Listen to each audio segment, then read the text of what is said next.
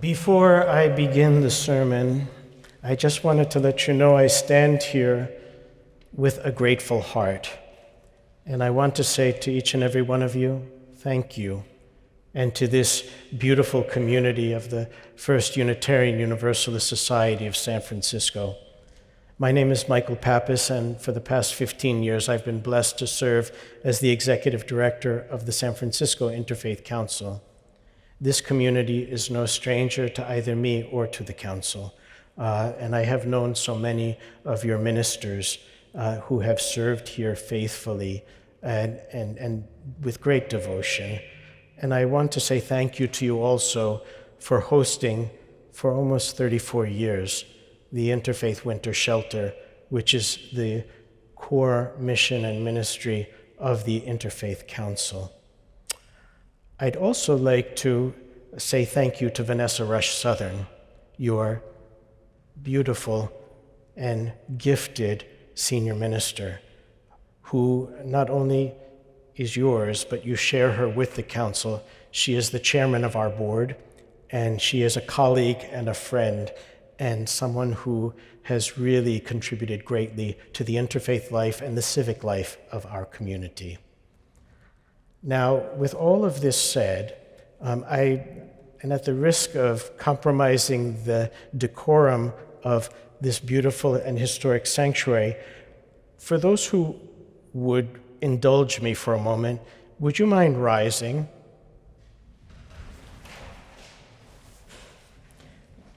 I want to remember this day. My kids taught me how to take selfies. So I would ask if you feel comfortable taking the hand of the person next to you or just reaching up into the heavens, and let's immortalize this moment together with a selfie.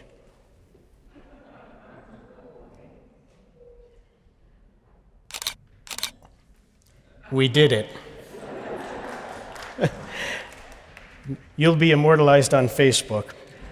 No disclaimers. The one thing I wanted to ask too, because I always felt like worship should be engaging. And the theme, you're gonna hear a refrain over and over and over in this sermon. I will return to decorum. And that refrain is, a people without vision shall perish. Okay, a people without vision shall perish. And I'm just going to point to you when I say, and a people without vision shall. If you can help me with the sermon, I'll know that we're together, and it will make the experience, at least for me, a better one, and hopefully for you. Okay, a return to decorum.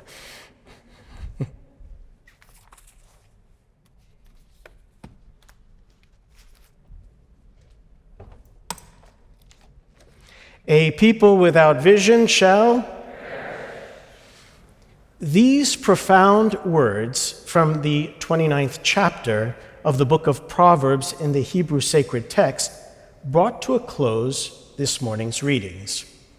I intentionally chose them as the central theme of this morning's sermon because they are prophetically critical in these uncertain times and in this complex place. Just a week ago today, as both individuals and as a community of people, we rang in a new year with all of its rituals. I would submit that this annual rite of bidding farewell to the year past and greeting the new year with all of its hopes and possibilities is never experienced quite the same by any two people. On the one end of the spectrum, there are those who cannot imagine celebrating New Year's unless they are surrounded by the masses, popping champagne corks at midnight and partying until dawn. These are those who diligently plan for the event in advance and engage others to join them in their revelry. On the other end of the spectrum are those who, for their own valid reasons, are alone, often in bed by 9, and elect not to subscribe to the pressures of societal norms. For many in this camp, the passage of yet another year is but a grim reminder that our finite existence on this earth is marching closer to an end. In between these polar opposites is every nuance imaginable. The only thing I suspect they all have in common, if only subconsciously, is a haunting obligation to make some sort of personal New Year's resolution, no matter how quickly it might be abandoned, to enrich their personal and spiritual lives, their relationships, and the community in which they live. For in the back of their minds, at some level, either they hold those convictions or fear that, as the proverb warns, a people without vision shall. What is daunting about making New Year's resolutions for the year 2023 is that for almost 3 years, the very context and foundation of our thinking and being has been upended. We're not sure, but we believe that we've weathered the worst of a once-in-a-century global pandemic, a shocking crisis that has frightened us, catalyzed us to grieve loss of both loved ones and the masses in ways unimaginable, forced us into isolation, which for many has led to depression, ripped the scab off broad and deep wounds, exposing long-standing economic, racial, gender, and generational divisions that have plagued society far longer than this pandemic. The haves seemingly able to endure, the have-nots forced to, if not falling off, the precipice of their very existence. At the beginning of COVID, we witnessed firsthand the great divide of just who had access to personal protective equipment, testing, services, then vaccines and needed care. In the frenetic daily progression of this disease, we saw existing political division expand and the interpretation of critical news mirror that great divide. In our own city of San Francisco, the restaurants we once loved shuttered. Our bustling and vibrant tourism, tech sector, transit, real estate, cultural, and social life became a shadow of their prior selves. Their demise had a domino effect. Their revenue loss, a relied-upon tax base, profoundly devastated the philanthropic efforts of our city's cadre of nonprofits, those on the front lines providing essential services for San Francisco's most vulnerable residents. 3 years later, as we suffered COVID fatigue, wishing it would all just go away, people we know are still testing positive. What's worse, as much as we long, at some level, we realize that we cannot return to the life we once knew, the comfort and the security we once held as normal. Yes, it is on this cheery note, and with this stark reminder of the personal and collective trauma that we've endured, that in January 2023, we are being called to make New Year's resolutions for ourselves, how we will engage with those around us, and the greater society. It is on this cheery note, and with this stark reminder of the personal and collective trauma that we have endured, that we are haunted by that proverb, a people without vision shall. How, we might ask ourselves, can we make such resolutions? Where do we even start? Some are muttering under their breath, at this point, I can barely take care of myself. How am I expected to care for others, no less the greater society? To that, I would remind you that you are good Unitarian Universalists. You possess a rich interfaith spirituality that you need to harness at this critical time. In this very sanctuary, just now, we sung together at the top of our lungs that treasured interfaith anthem, "Let there be peace on earth, and let it begin with me." Having myself been reared in the Orthodox Christian faith, I'm reminded of a similar calling by a Russian saint, Seraphim of Sarov, who wisely asserted, "Acquire the spirit of peace, and a multitude around you shall be saved."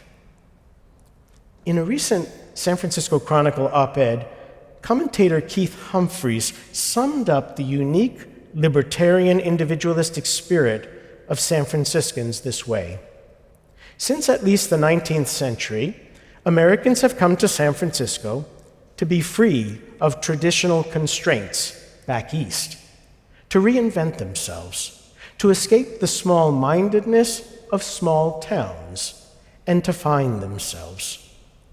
This culture underlies the city's entrepreneurialism, artistic energy, and tolerance for diversity in all forms."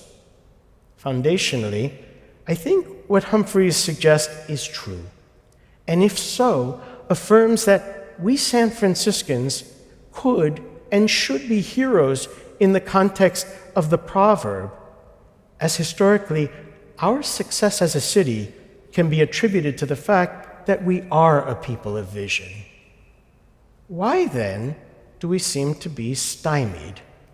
More importantly, if allowed to persist, why will this uncharacteristic paralysis not only mar our reputation as a people and city of vision, but impede our ability to effectively innovate, set the agenda, meet the demands, and effectively contribute to a nation that secretly relies upon our ingenuity?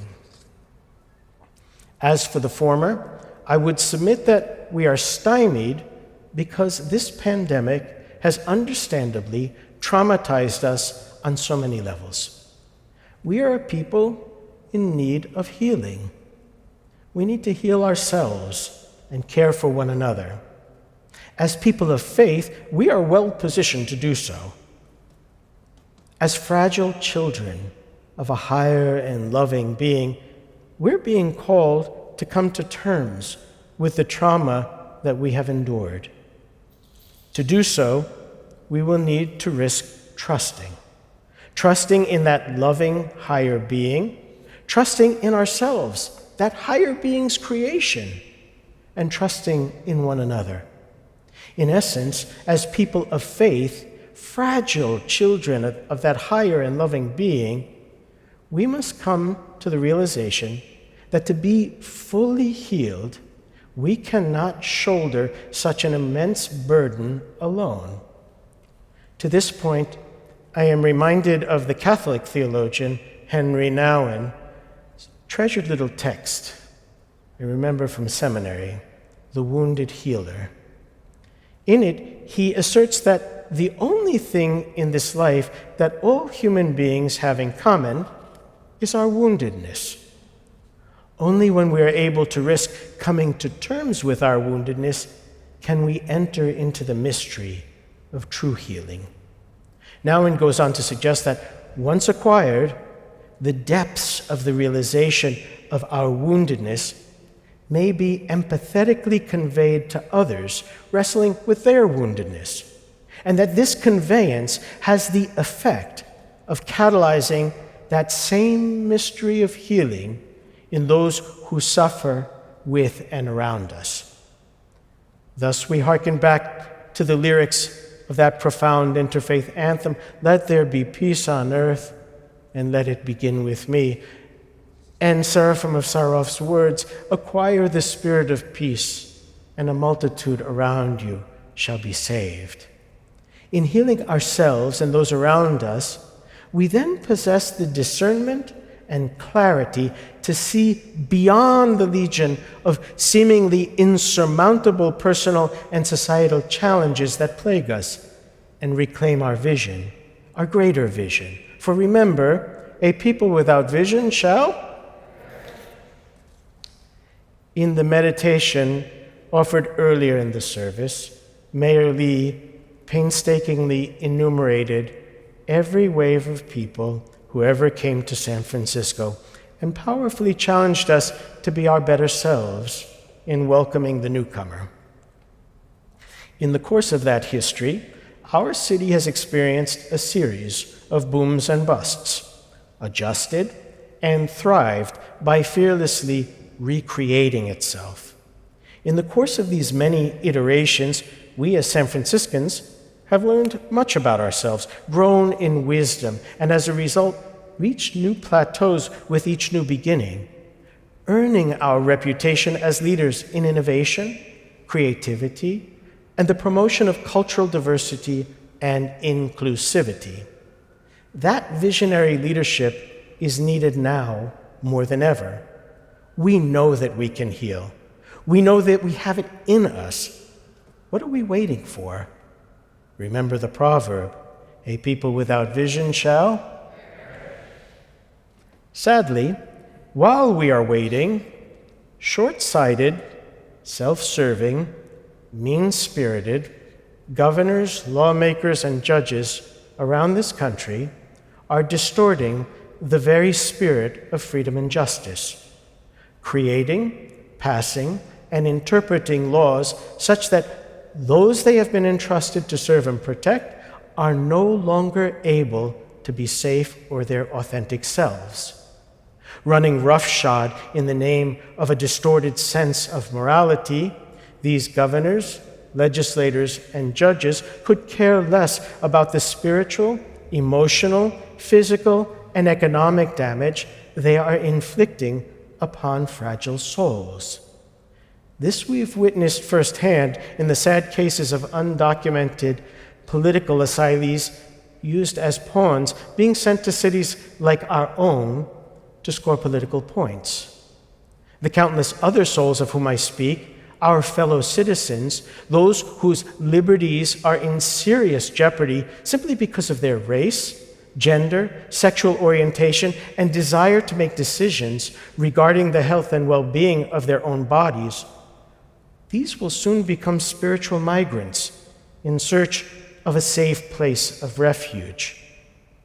Mayor Lee's reflection so powerfully reminded us San Francisco has long been the destination of waves of such refugees. The question before us today is this: in that great tradition of our city, do we San Franciscans of this age possess the spiritual health, fortitude, conviction, and yes, vision to welcome them? And if not, why? For remember, a people without vision shall. Having already addressed the why and the how to bring spiritual healing to ourselves and those around us, we must now address the elephant in the room: the collective societal paralysis that is standing in the way of reclaiming our vision as a great city.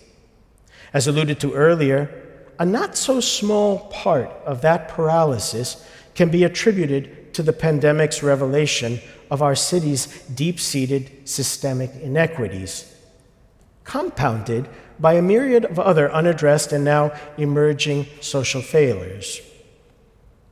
The perfect storm, whose impact hit so quickly and with such intense rage that it knocked the wind out of us and left us overwhelmed. While leading the country in its public health response to the complexity of the COVID-19 pandemic, San Francisco found itself under the national media's microscope on every other issue, from the tech exodus to homelessness, from filthy and unsafe streets in the Tenderloin and other vulnerable neighborhoods to an emerging fentanyl epidemic, from skyrocketing real estate vacancies to the vandalism and looting of premium Union Square storefronts and everything in between. Once thought of to be the creme de la creme of cities, now with a bruised ego, we find ourselves scrambling to respond, scrambling to make things right. We don't like being perceived as anything less but the best. So obsessed are we with our image and the prospect of overcoming seemingly insurmountable multitude of crises that we can no longer see the forest from the trees. But they are just that, crises. Some, by the very mention of the word crisis, shut down and regress to a catatonic state. Closer examination of the word, however, suggests quite a different possibility. The word crisis is derived from the Greek root krino, which means having to render a judgment, having to make a decision. Best understood, it's like arriving at a fork in the road and having to decide which path to take. Paralysis is staying at the fork in the road and not deciding. The real call of a crisis is simply to decide which path to take. In reality, a crisis presents possibilities and opportunities. In reality, crises offer us the occasion to reclaim our vision. I am a sailor, a real estate developer repurposing a religiously owned parcel for affordable housing in this very neighborhood. In a recent presentation, kept referring to the project's obstacles and challenges and economic challenges as headwinds. As a sailor, I know that a tailwind increases the vessel's speed and reduces the time required to reach its destination, while a headwind has the opposite effect. Only after hearing his presentation and doing some research did I realize that the terms are also used metaphorically in business and elsewhere about circumstances where progress is made harder by a headwind or easier by a tailwind. Like that fork in the road, any seasoned sailor knows that trying to take on a headwind is akin to an exercise in futility. The next time I heard the presenter make this reference, my response was to advise him simply, adjust your sails and change course. Moving from paralysis to progress is really just as simple as that. Mustering the fortitude and the courage to make that decision in the midst of a crisis, however, requires vision. For as the proverb teaches us, a people without vision shall. As an organization founded 34 years ago in response to the homeless crisis and the Loma Prieta earthquake, the San Francisco Interfaith Council knows that crises are opportunities for miracles to occur. They have a strange way of bringing people together to offer the best that's in their DNA. Our council knows firsthand the power of our prophetic voice and ability to mobilize at critical times. We are guided by the collective vision of our diverse religious and spiritual traditions to speak truth to power at those appointed moments and to act decisively when called upon to do so. At the outset of the COVID-19 pandemic, we rose to the occasion and became the city's primary liaison, providing San Francisco's 800 communities of faith and religious institutions with the timely and credible information needed to make informed decisions on behalf of those entrusted to their care. From this perch, I could see and was convinced that we would be called upon to play a critical role not just in our city's response to the pandemic, but more importantly, in its recovery, as it forges the new and uncharted frontier of a new normal. Just as our communities of faith had the vision to so quickly and creatively adjust to new ways of worship and ministry, so too are they now called to harness all of the resources in their spiritual toolboxes to help navigate the faithful from isolation to connectivity, from fear and anxiety to a new place of trust, love, service, and relationship. This is our great calling at this profound hour. This is my New Year's prayer and, if you will, resolution as we sail into 2023. As people of faith, we are de facto people of vision. Let us then, with the help of that higher and loving being, discern the gift of that vision in ourselves. Let us abundantly inspire that vision in one another. Let us courageously and with conviction share that vision with the greater community. That in doing so, we as individuals may realize our full spiritual potential, know true healing and connectivity and love in our relationships with one another, and be effective instruments of creative and radical change in our quest for a more just and equitable society. Thank you, good people of Vision. Happy New Year.